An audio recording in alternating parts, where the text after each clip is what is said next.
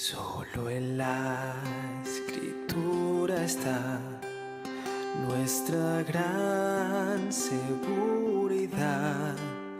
Cielo y tierra pasarán y ella permanecerá. Solo viviré por fe. Buenas noches. ¿Cómo han estado? Bien, gracias a Dios Todopoderoso, muy bien. Estamos estudiando una secuencia de salmos donde David está siendo perseguido por su enemigo. ¿Quién es el enemigo de David? Saúl y todo su ejército. Y llegamos a otro salmo, que es el Salmo 58, un salmo que forma parte de los salmos imprecatorios. Si recordamos que es un salmo imprecatorio, ¿cierto? Un salmo imprecatorio es aquel donde se pide la justicia de Dios, se clama por la justicia de Dios que caiga sobre el impío, que esa justicia de Dios sea sobre el impío para castigar la maldad que está haciendo en contra del pueblo de Dios. Es un salmo corto que tiene nomás 11 versículos, pero lo he dividido en 3 partes, porque aunque es un salmo que muestra la justicia de Dios, es un salmo que muestra lo que es la maldad del hombre y la justicia de Dios. O sea que es un salmo que trae simetría, porque nosotros estamos acostumbrados a escuchar solo una parte de Dios, y es ese Dios bueno, ese Dios bondadoso, ese Dios que todo el mundo quiere tener. Pero cuando se habla de un Dios simétrico que es tanto bondadoso como castigador, que bendice al pío, al piadoso, pero que castiga al malo, como que esa parte no gusta escuchar, porque siempre queremos tener a Dios como polarizado hacia un lado de su carácter, pero ese no es el Dios de la Escritura. Es un Dios tanto que bendice al bueno, al justo, pero también que castiga al impío. Vamos a dar lectura al Salmo, y dice de la siguiente manera. Salmo 58. Plegaria pidiendo castigo de los malos. Al músico principal sobre no destruyas, Mictán de David. Versículo 1. Oh congregación, pronunciáis en verdad justicia, juzgáis rectamente, hijos de los hombres. Antes en el corazón maquináis iniquidades, hacéis pesar la violencia de vuestras manos en la tierra. Se apartaron los impíos desde la matriz, se descarriaron hablando mentira desde que nacieron. Veneno tienen como veneno de serpiente, son como el áspid sordo que cierra su oído, que no oye la voz de los que encantan, por más hábil que el encantador sea. Oh Dios, quiebra sus dientes en sus bocas. Quiebra, oh Jehová, las muelas de los leoncillos, sean disipados como aguas que corren. Cuando disparen sus saetas, sean hechas pedazos. Pasen ellos como el caracol que se deslíe, como el que nace muerto, no vean el sol. Antes que vuestras ollas sientan la llama de los espinos, así vivos, así airados, los arrebatará él con tempestad. Se alegrará el justo cuando viene la venganza, sus pies lavará en la sangre del impío. Entonces dirá el hombre, ciertamente hay galardón para el justo, ciertamente hay Dios que juzga en la tierra. Padre, de esta noche nos presentamos delante de ti, buen Dios, como un pequeño remanente, sediento de tu palabra, sedientos, Señor, de conocer tu verdad. Y esperamos, Señor, que tu Santo Espíritu, Señor, abra nuestra mente, nuestro corazón, para poder entender, Señor, tu verdad, para poder comprender tu palabra, para poder asimilar ese buen tesoro en nuestro corazón y que forme parte de nuestro diario vivir. Te lo pedimos, buen Señor, en Cristo Jesús. Amén. Bien, como dije al comienzo, es un salmo que lo he dividido en 3 partes, porque en este pequeño salmo encontramos 3 cosas. Encontramos, en primer lugar, la confrontación de la maldad del hombre, donde el salmista confronta la maldad del hombre. Eso lo vamos a estudiar en esta noche de los versículos 1 al 5. En segundo lugar, lo que vemos es la imprecación sobre la maldad del hombre. Y es lo que estudiaremos el domingo, Dios mediante, de los versículos 6 al 9. Y en tercer lugar, observaremos la alegría por la justicia de Dios sobre la maldad del hombre. Y eso lo estudiaremos el próximo jueves, Dios mediante, en el versículo 10 y 11 del Salmo. Bien. Significa que esta noche el título de la aplicación es, en la primera parte, versículos del 1 al 5, confrontación de la maldad del hombre. Venimos de un contexto inmediato que es la persecución de Saúl hacia el ungido de Dios. Y muy probablemente fue escrito en esos días donde todas las calumnias que se habían levantado sobre David habían ocasionado esa persecución. Casi por un periodo entre 7 a 10 años duró David huyendo del rey Saúl. Como por 10 años fue perseguido, cuyo único objetivo era quitarle la vida. Ese es el contexto inmediato de este salmo. Ya el contexto más distante, podríamos decir que lo encontramos en Génesis 3:15, donde Dios establece desde el principio. Recordemos que después de la caída del hombre, Dios establece y decreta que el mundo en que estamos viviendo todos nosotros los seres humanos es un mundo polarizado, es un mundo donde hay una lucha continua entre el bien y el mal. Y después de la caída del hombre, siempre a través de toda la historia de la Escritura, encontramos siempre 2 grupos de seres humanos que están en constante enemistad unos con otros.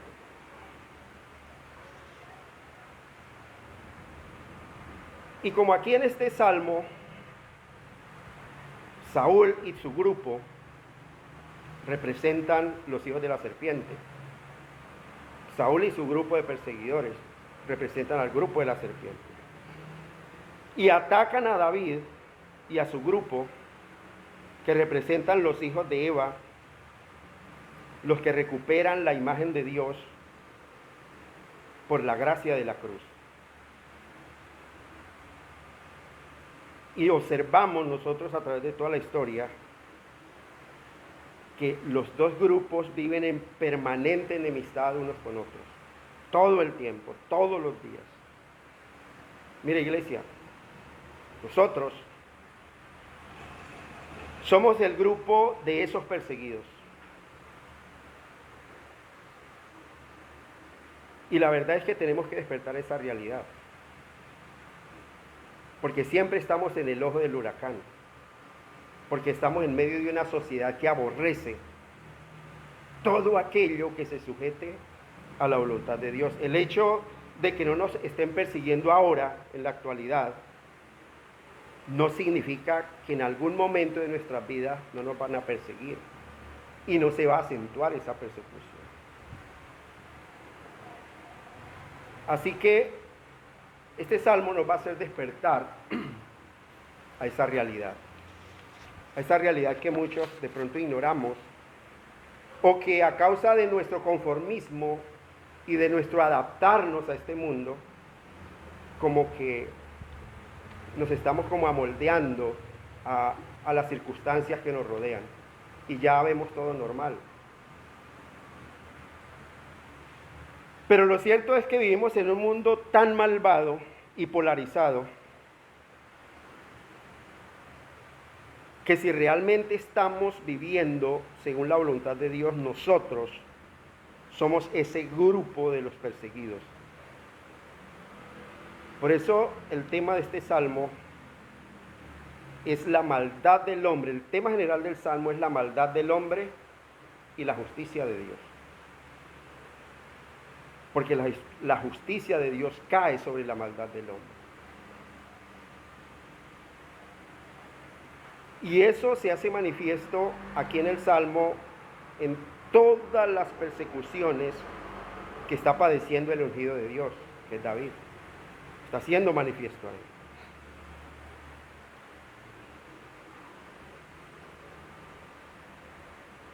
Observamos a través de la lectura que el salmista expone muy claramente la justicia de Dios frente a la maldad del hombre.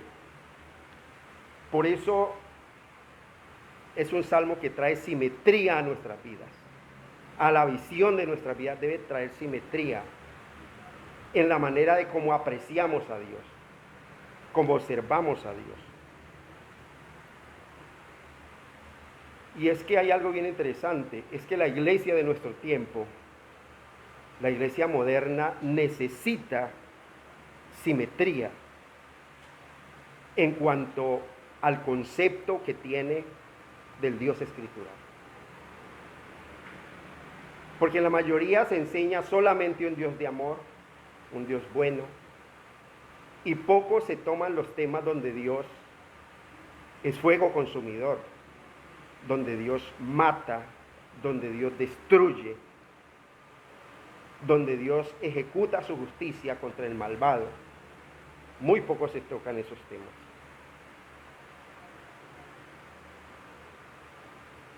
Es un salmo donde muy probablemente aquellas personas que predican temáticamente nunca lo van a predicar.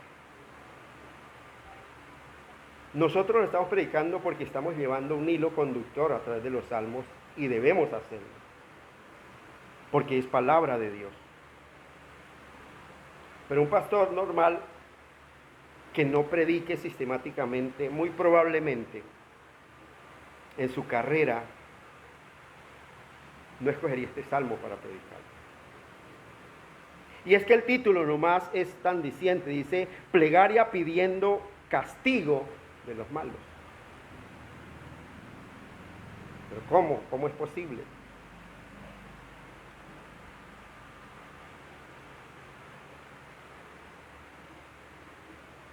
Por eso cuando predicamos este salmo trae a la iglesia un panorama simétrico de Dios.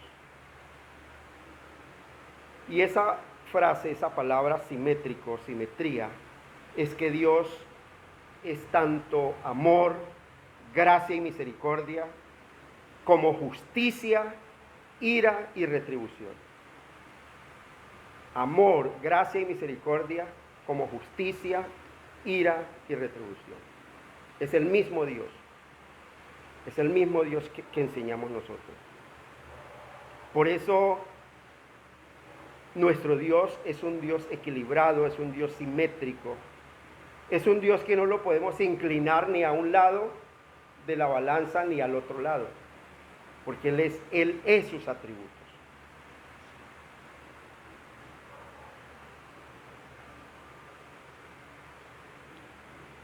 Dios es un Dios simétrico.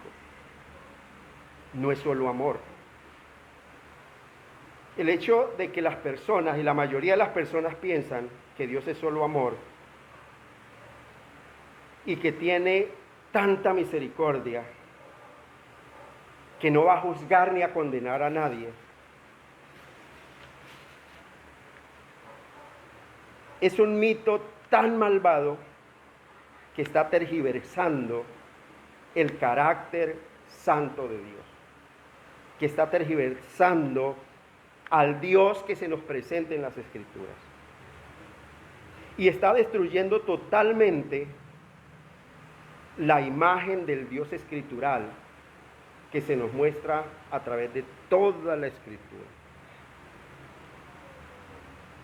Es un mito tan malvado que hace que la gente sea idólatra, porque está adorando a un Dios que no es conforme a la imagen que Él proyecta en su palabra.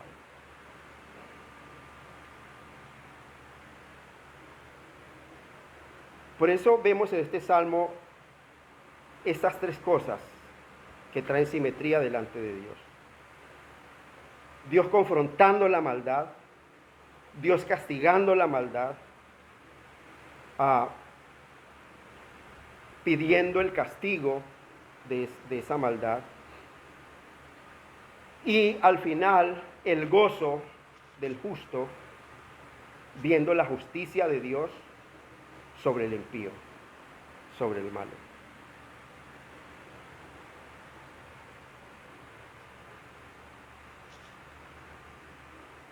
Versículos 1 al 5, entonces observamos la confrontación de la maldad del hombre. Y observamos lo siguiente. Y si observamos lo siguiente, mire, leamos el versículo 1, dice: oh congregación, pronunciáis en verdad justicia, juzgáis rectamente, hijos de los hombres. El salmista comienza el salmo confrontando la maldad del hombre con una pregunta. Y hace una pregunta directa. ¿Y una pregunta directa a quién? A la congregación. Es una pregunta que se dirige a esa congregación que está gobernada por un corazón malvado, por corazones que no están con un buen tesoro dentro de sí. Y esa expresión o congregación aquí en el Salmo tiene como alguna dificultad en su traducción, porque muy probablemente puede referirse a Saúl y a sus súbditos, o también puede referirse a los jueces de la tierra, o también puede referirse a los que tienen cierta autoridad sobre el pueblo, a cualquier persona que ejerza autoridad sobre un grupo de personas. En este tiempo podía referirse a los magistrados de la nación, podía referirse a los pastores que dirigen una congregación, a un grupo a un consejo de pastores que estén ejecutando un juicio. Pero en este caso Saúl y sus súbditos son la congregación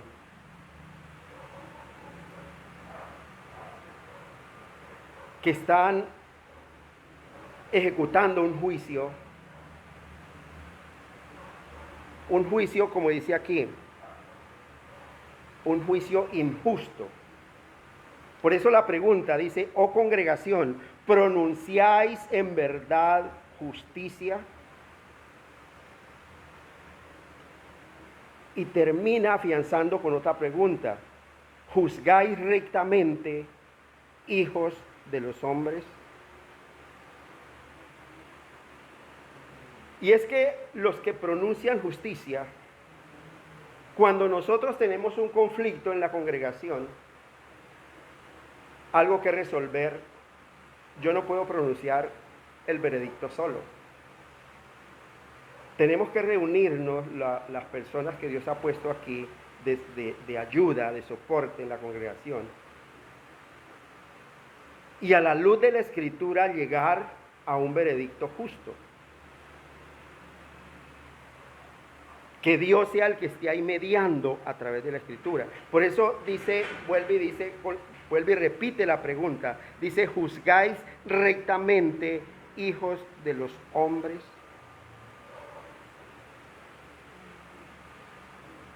Por eso los encargados de ejecutar ese juicio a nivel gubernamental, a nivel municipal, a nivel local, a nivel de la congregación, tienen una gran responsabilidad delante de Dios para realmente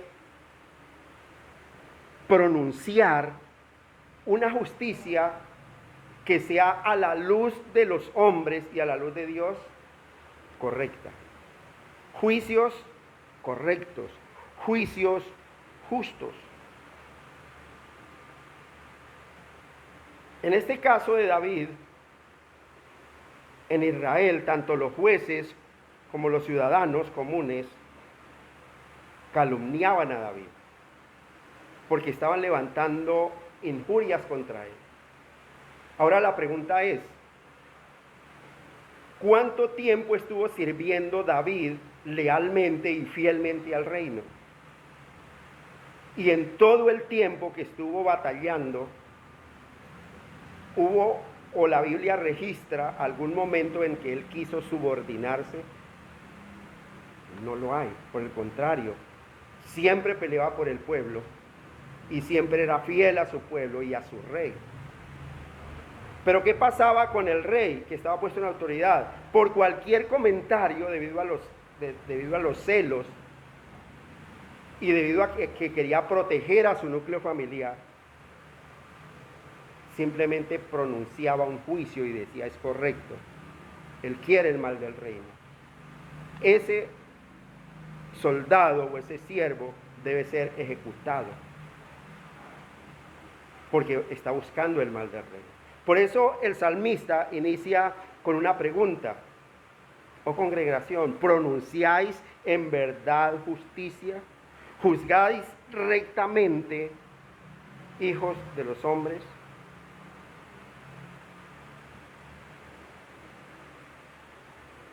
Eso es lo que se está confrontando ahí. Porque muchas veces, aún en una congregación tan pequeña, cuando se requiere un juicio sobre un asunto, la balanza se puede inclinar dependiendo de las personas involucradas en el juicio. Y si no hay un juicio realmente, y si no hay una instrucción y un buen tesoro en su corazón, aún yo observe que no hay evidencias, yo me quedo con la versión que a mí me conviene. Y no escucho sino una parte. Mire lo que dice el versículo 2. Dice, después de esta pregunta, él mismo da la respuesta. Porque mira lo que dice el versículo 2. Dice, mire, antes en el corazón maquináis iniquidades, hacéis pesar la violencia de vuestras manos en la tierra. ¿Qué significa eso? Yo no puedo impartir justicia cuando en mi corazón estoy maquinando un favoritismo. No hay una justicia allí. No hay un limpio corazón para juzgar. Por eso es bueno que, como dice la Escritura, haya multitud de ancianos en una congregación. Pero ancianos de diferentes partes, no de un solo núcleo familiar. ¿Se imaginan ustedes aquí, en esta congregación tan pequeña, que los que ejerciéramos autoridad fuera mi persona y mis 2 hijos solamente? Pues era una sola familia y cualquier decisión que se tomara buscaríamos el beneficio personal. Pero hay una persona aparte de la familia, otra persona aparte de la familia, que tienen otra visión de los hechos, y que cuando se trae algo a consenso, hay una multitud de consejeros y va a haber una victoria aquí. Y aquí no se trata de favorecer a alguien o no, sino de realmente como dice el salmista en la pregunta que hace, pronunciar en verdad justicia. Pronunciar en verdad justicia. Por eso el salmista está diciendo, mire, antes ustedes en el corazón están maquinando iniquidades. Hacéis pesar la violencia de vuestras manos en la tierra. Cuando nosotros vemos una injusticia, nosotros pesamos esa injusticia. Mire, pero es algo injusto. Por ejemplo, que Stephanie tenga una pelea con aquí Evodia y Cindy. Y entonces resulta que como ella es mi nieta preferida, ¿no? Entonces ella vino y me contó a mí el problema. Y ella me dijo, abuelito, esto y lo otro, y es que ella me la tiene montada y ella me hizo así, listo. Y viene Stephanie y dice, no. Ya sé lo que pasó, ya tomé mi decisión y no la escucho. ¿Estoy impartiendo en verdad justicia? No, porque el derecho es escuchar las dos versiones. Y si lo hago, entonces estoy haciendo pesar esa violencia, porque el que está viendo está diciendo, mire, pero está siendo injusto, porque su balanza está inclinada y hay un favoritismo allí.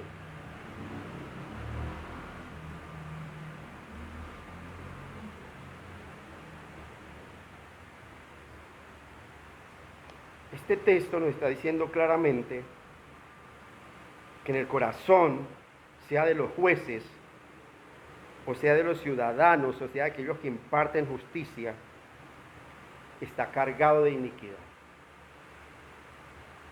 No hay un sentir de querer honrar a ese Dios que es simétrico, que es justo, perdonador, pero que también castiga al impío.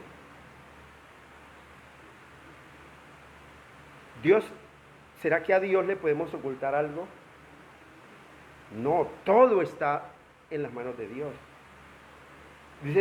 Dice la Escritura que nuestras almas, nuestra mente, nuestro corazón está desnudo ante sus ojos, porque Él ve nuestros pensamientos. ¿Nosotros podemos ver el pensamiento de otra persona? No, dice Samuel, 1 Samuel 16:7, dice que nosotros, seres humanos, solamente vemos lo que está delante de nuestros ojos. Eso es lo que podemos ver. Pero dice, pero Jehová mira el corazón, realmente la intención que hay en el corazón del ser humano. Un corazón inclinado hacia un favoritismo es un corazón que maquina iniquidades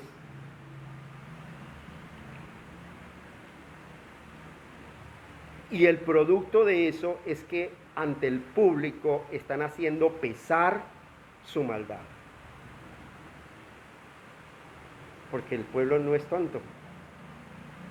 El pueblo observa y el pueblo ve y el pueblo mira. Y aunque no se atrevan a levantar la voz, a decirlo, ya hay un daño en su corazón. Y está diciendo, aquí la balanza está inclinada hacia este lado de la pesa.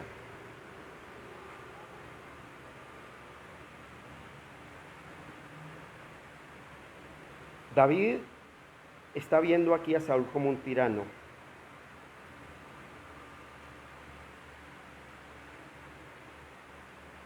Y David siempre, a través de toda la historia de los salmos, aunque ve la tiranía de Saúl, él ve a Dios como su Salvador.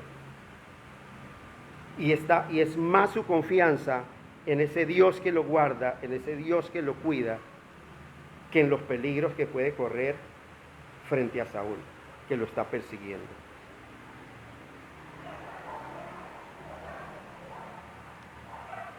Hay una responsabilidad grande sobre todos aquellos que ejercen autoridad sobre otras personas.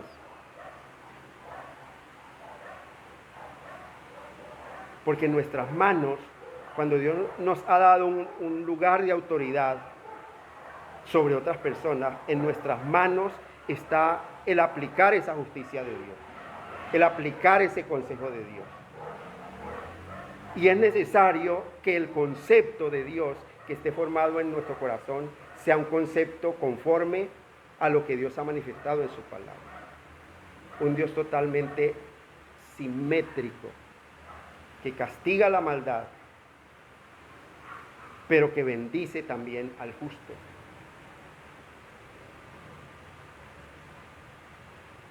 Y que en su soberanía Él no quiere que ninguno perezca.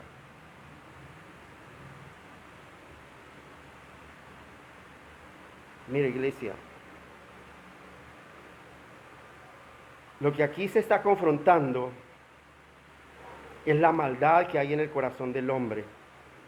Sean jueces, sean pastores, sean ciudadanos.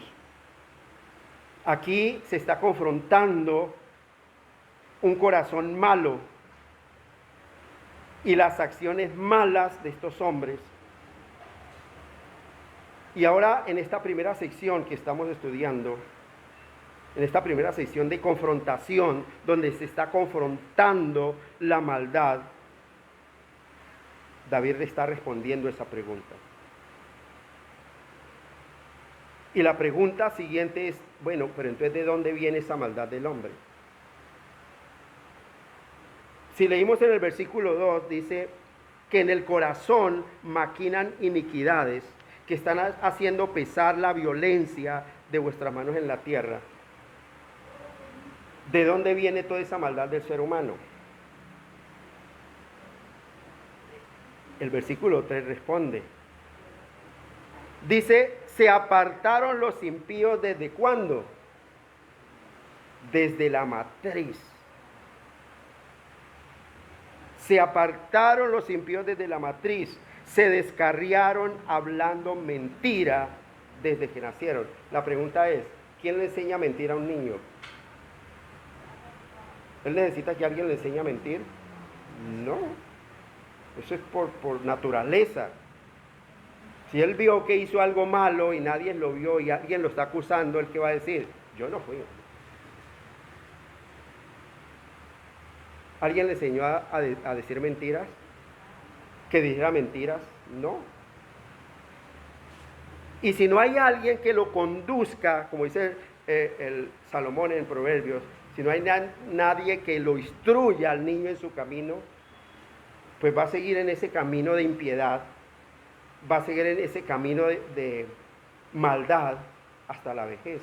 Pero si hay alguien que lo induzca desde pequeño, como dice, instruye al niño en su camino, y aún cuando fuere viejo, no se apartará de él.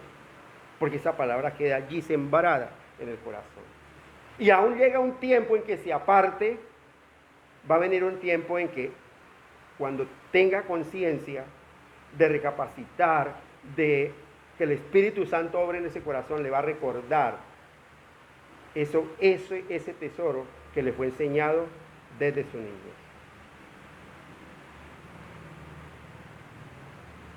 Por eso esta primera línea del versículo 3 nos habla de ese pecado original que está allí en el corazón del ser humano. ¿Ustedes se acuerdan lo que dice el salmista en el Salmo 51? Cuando estuvimos estudiando el Salmo 51, dice que en maldad he sido formado y en pecado me concibió mi madre. ¿Quién está diciendo eso? El mismo David. No para justificarse de su pecado, sino para mostrarle a Dios que Él es malo en sí y que necesita de esa gran misericordia, como inicia el Salmo 51. Señor, ten piedad de mí, conforme a la multitud de tus piedades, borra mi rebelión. Eso somos todos nosotros. Pero gracias a esa gracia de la cruz, es que podemos ir siendo transformados. ¿Por qué? Porque aquel que inició la buena obra en nosotros, la continúa perfeccionando, la perfeccionará hasta el día de Jesucristo. Es un proceso que está en las manos de ¿quién? En nuestras manos No, está en las manos de ese Dios santo que está todo el tiempo a nuestro lado como un poderoso gigante. Porque si dependiera de nuestras manos, nunca lo haríamos. Nunca perseveraríamos. Como en el texto que estaba orando hoy Felipe. ¿Quién nos condenará? Cristo es el que justifica, el que además intercede por nosotros. Él está intercediendo por nosotros.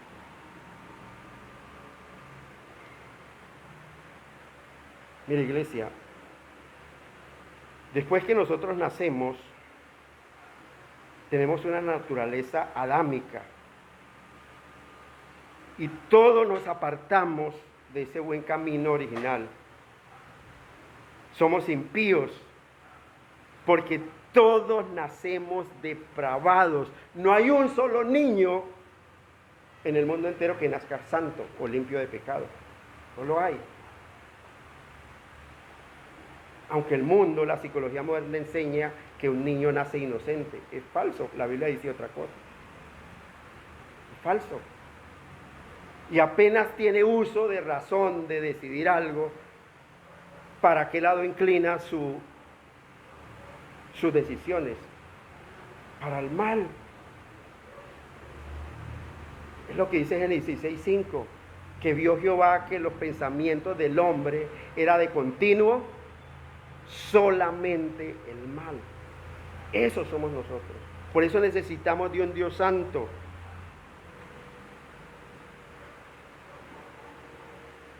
Mire, iglesia,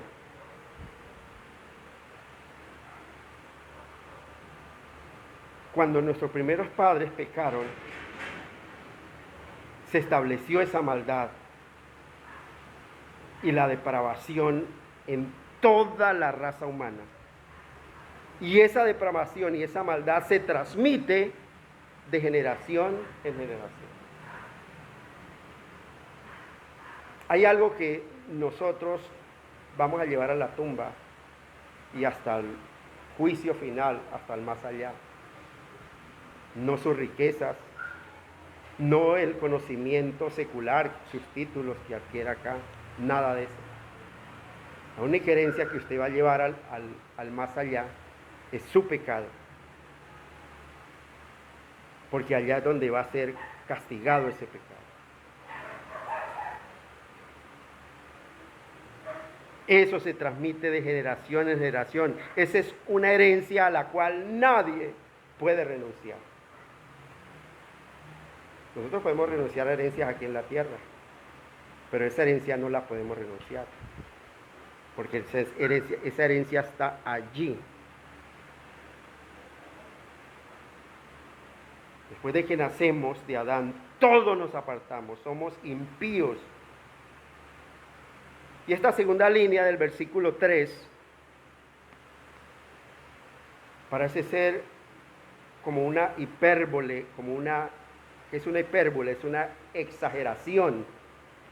Dice, mire, se descarriaron hablando mentira desde que nacieron. Desde que nacieron. Y, sí, exacto. Aunque el salmista la presenta como una exageración, es la verdad. Es la verdad. Y qué bueno que haya llegado Lucas. Yo creo que Andrés y Marcela no van a enseñarle a Lucas a decir mentiras, ¿cierto? Pero yo creo que apenas él tenga la oportunidad, les va a mentir. Sin que nadie se lo enseñe. Sin que nadie le enseñe. Porque esa es la herencia. ¿De quién heredó eso? Pues de sus padres, que también son igual. Ya recibí, pero ya recibí. Claro, es que todos somos allí. Es que estamos en el Salmo 58 y es un salmo donde muestra la maldad del hombre y la justicia de Dios. Todos somos así. Por eso lo heredamos de que nacemos. Nosotros vemos a Lucas ahí todo hermoso, todo lindo. Pero la Biblia dice que nació depravado. y necesita de la gracia de Dios como la necesitamos nosotros. Como nosotros la necesitamos. Suena duro, suena feo, ¿cierto? Y eso es algo que la gente no quiere oír. Y muy probablemente me estén odiando los papás porque les estoy diciendo esto. Pero pues es la verdad, ¿cierto? Es algo real.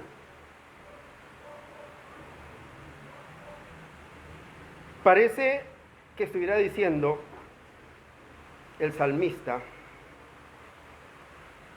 que si un niño recién nacido pudiera hablar, todo lo que hablara serían mentiras.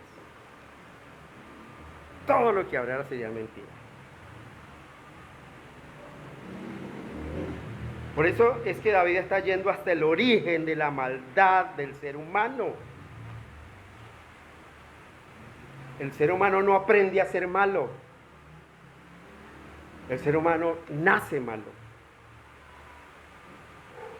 Por eso siempre yo repito esta frase que es totalmente antibíblica, que se enseña en la sociedad, que es que el hombre nace bueno y la sociedad lo corrompe. Es la mentira más grande.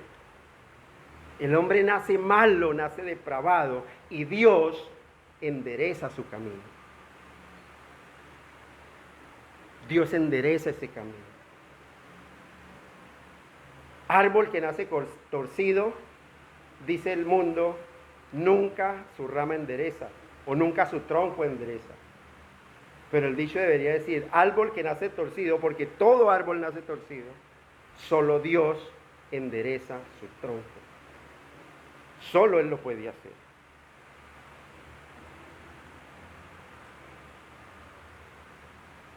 Mire, iglesia.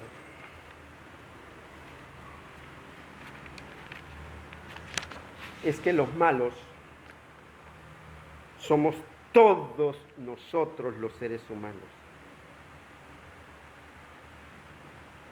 Esa respuesta es tremenda. La respuesta es que todos nosotros somos asesinos. Eso somos delante de Dios. Mire el verso 4 y póngale mucha atención. Dice el versículo 4, veneno tienen como veneno de serpiente.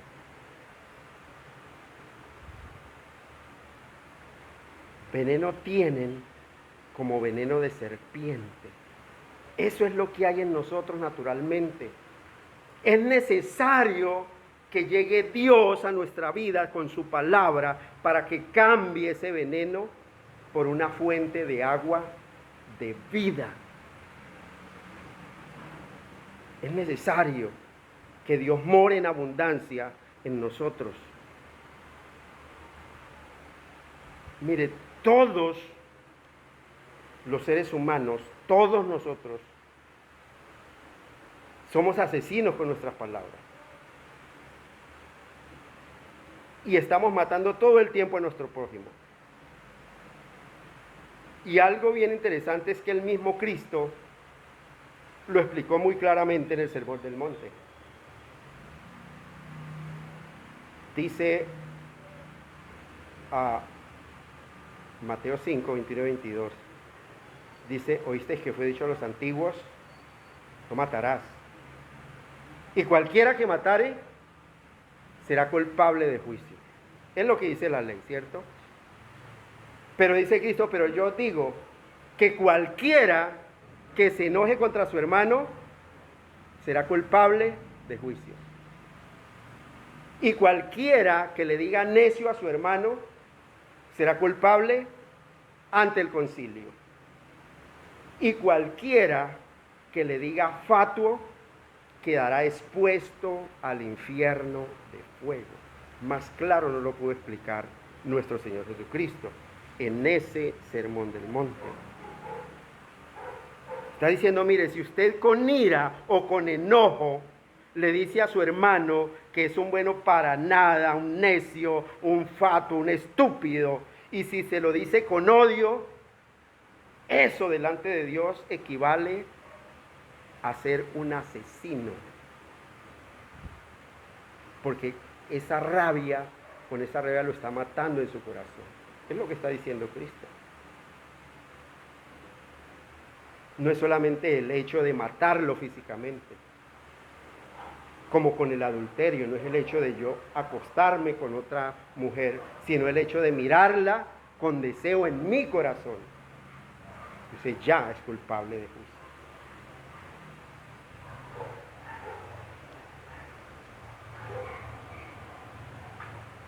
Mira, iglesia,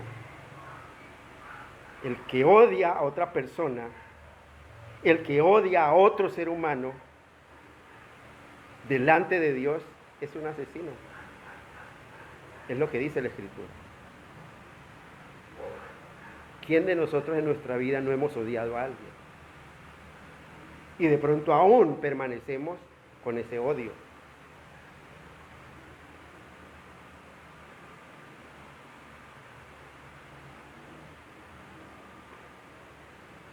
Lo que está diciendo Cristo es que eso es un sicariato emocional. Asesinamos a nuestros enemigos en nuestro pensamiento, cuando deseamos mal a alguien. Entonces, ¿qué tan malos somos nosotros los seres humanos? Somos asesinos delante de Dios. Y nosotros hablamos y en nuestros comentarios, cuando vemos las noticias de esas matanzas que hacen, decimos, uy, pero esa gente tan mala, tan pervertida. Pero es que delante de Dios somos diferentes de ellos.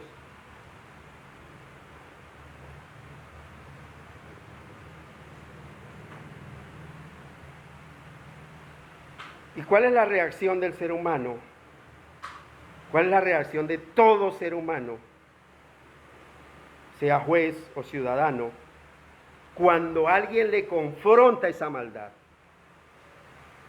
¿Cuál es la reacción de alguien cuando usted está predicando a alguien en la calle y dice, no, pero es que yo soy bueno, yo no le hago mal a nadie, yo soy buen marido, yo le doy estudio a mis hijos, etcétera, etcétera, en mi casa no falta nada? Pero si alguien va con la Escritura y le muestra toda su maldad, ¿cuál es la reacción? Mire lo que dice el salmista, la segunda parte del versículo 4. Dice, son como el áspid sordo que cierra su oído. Es como si esa culebra, esa serpiente, pegara su oreja contra la piedra, contra una piedra, y con su cola tapara la otra oreja.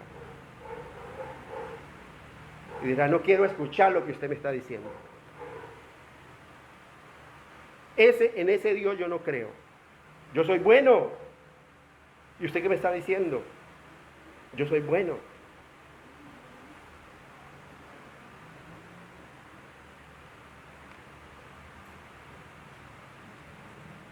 Y está hablando aquí el salmista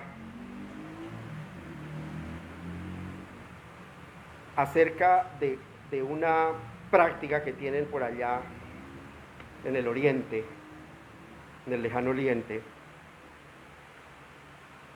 una costumbre oriental, que los hombres de oriente toman una serpiente, la meten en una canasta, una serpiente venenosa,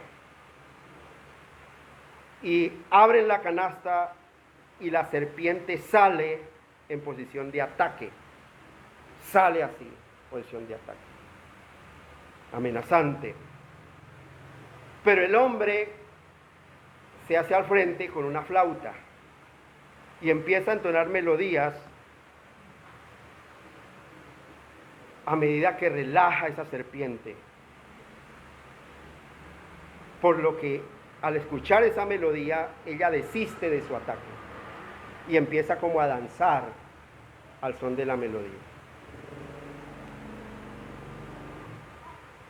Y queda como se le dice en el rol de ellos, como encantada, porque a estos hombres se les dice encantadores de serpientes. Queda encantadora. Pero el ser humano, como está diciendo aquí el salmista, Es como una serpiente, cuando se le confronta la maldad que hay en el ser humano, es como esa serpiente, una serpiente que no quiere dejarse encantar, que tapa su oído. Es como si hubiera una raza de serpientes que no oyen, que son sordas y que no escuchan la melodía del encantador. Y siguen con esa posición amenazante y atacan al encantador.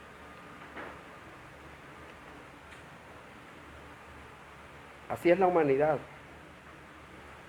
Toda la humanidad entera, esa es su postura ante la palabra de Dios. Cuando escucha esa confrontación que hace la palabra de Dios a su corazón malvado, son como el áspid sordo que cierra su oído. Cuando se les dice que son malos, de una se ponen en posición de ataque. ¿Cómo me va a decir que yo soy malo? ¿Cómo me va a decir que mi hijo nació malo? Mírelo tan bonito. En maldad hemos sido formados y en pecado nos concibió nuestra madre. Necesitamos de ese Dios santo. Necesitamos de ese Dios santo. Cuando se les dice que son malos, se ponen en esa posición de ataque y no se dejan encantar ni con el amor de Dios, ni con la ira de Dios. Ni con el amor de Dios, ni con la obra de Dios. Como termina diciendo el versículo 4, son como el áspid sordo que cierra su oído. Cierra su oído. Esa serpiente que pega su oreja contra la peña y con la cola tapa el otro oído que le queda destapado.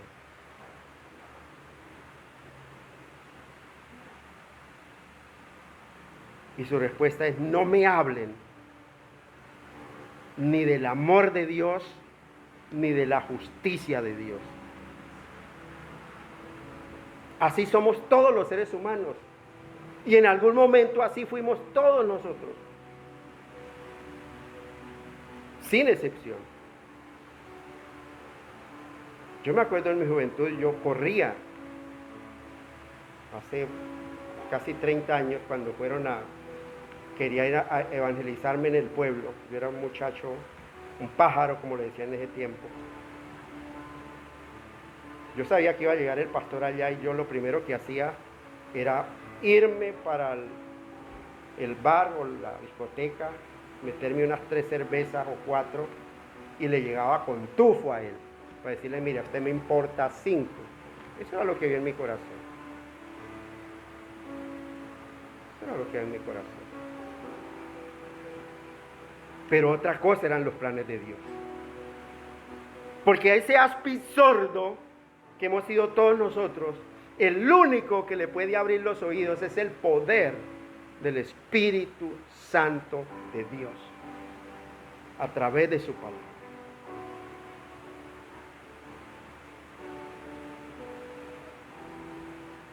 Pero en el comienzo así somos todos los seres humanos.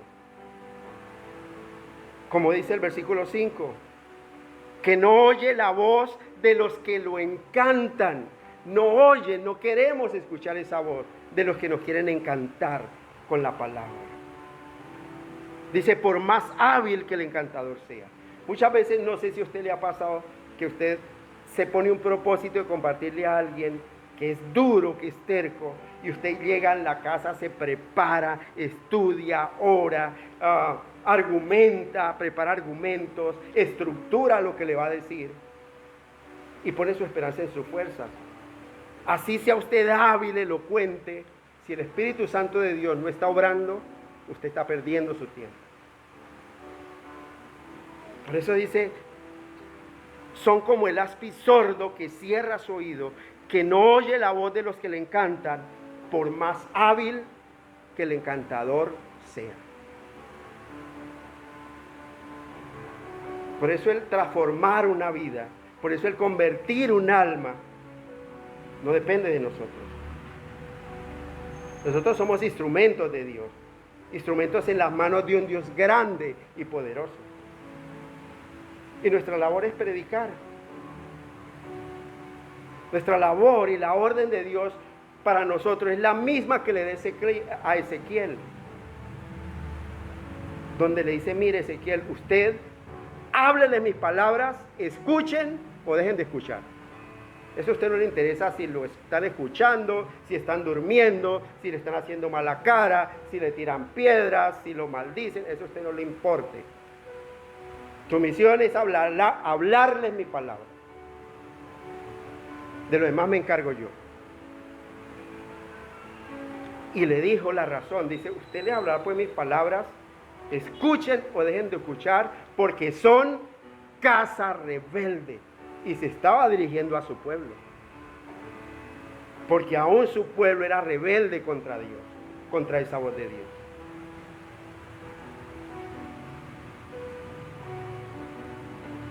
Pero por más rebelde que sea mi corazón, mayor que mi corazón es Dios.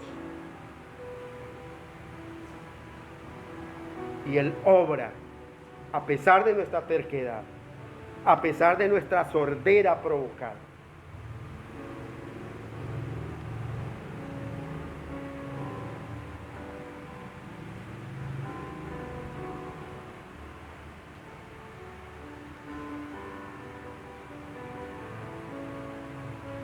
Esto fue lo que enseñó el mismo Señor Jesucristo en San Juan, en el capítulo 16, por allá en el versículo 8. Vamos a ir allá un momento. San Juan, capítulo 16.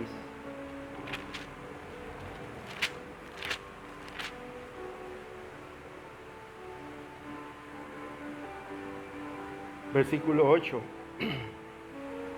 Dice, hablando del Espíritu Santo de Dios, dice: y cuando Él venga, convencerá al mundo de pecado, de justicia y de juicio. Cuando el Espíritu Santo de Dios se mueve en el pueblo, en la congregación, Él es el que convence. Yo no lo puedo hacer. Nosotros no lo podemos hacer. Cristo estaba diciendo que para que esa víbora pueda oír la palabra de Dios y pueda dejarse amonestar y reconozca que esa víbora es mala, asesina, y acepte que hay un Dios que la juzga con justicia, el Espíritu Santo tiene que hacer la obra en esa víbora. Tiene que hacer la obra de convencerlo. Convencerlo de pecado, de justicia y de juicio. Es un milagro que el Espíritu Santo hace en el corazón del ser humano. Mira, iglesia, nosotros los seres humanos dejamos de ser esas serpientes sordas solo por el poder del Espíritu Santo de Dios. No fue que yo le abrí mis oídos a la enseñanza. No fue que yo dispuse mi corazón. Como muchos dicen, es que usted no dispone su corazón. Ábrale su corazón a Cristo. No, es que así usted no lo quiere abrir. Él es el que lo transforma. Él le da un corazón nuevo. Un corazón que ya no odie su palabra, sino un corazón que realmente ame su palabra, que se deleite en su verdad. Es Él el que lo hace, es Él el que lo transforma, es Él el que lo cambia. Yo no lo puedo hacer, ni el mío propio, ni mucho menos el de otra persona, porque es el oficio y el poder manifestado del Espíritu Santo en cada persona en particular.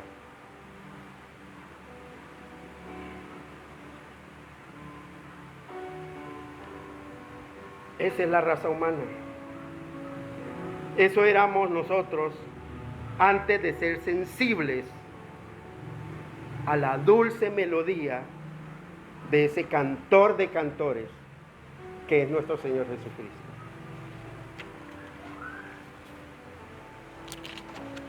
¿Cuántos años fuimos como ese aspi sordo?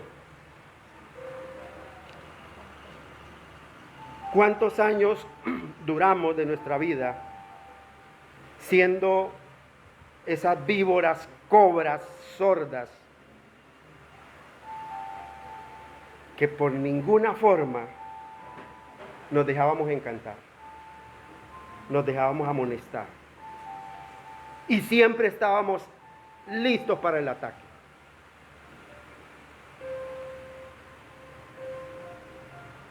Dios en su misericordia nos ha provisto de su Santo Espíritu para estar aquí en este lugar. Dios en su soberanía, en su gran amor, en su grande misericordia, ha provisto de su Santo Espíritu para que se quite ese tapón de nuestros oídos y podemos escuchar esa dulce melodía del cantor de cantores, que nos da esa melodía cada domingo, cada jueves, amonestándonos, llamándonos, diciendo: mire, por muy sordo que usted sea, el que a mí viene, yo no le echo fuera.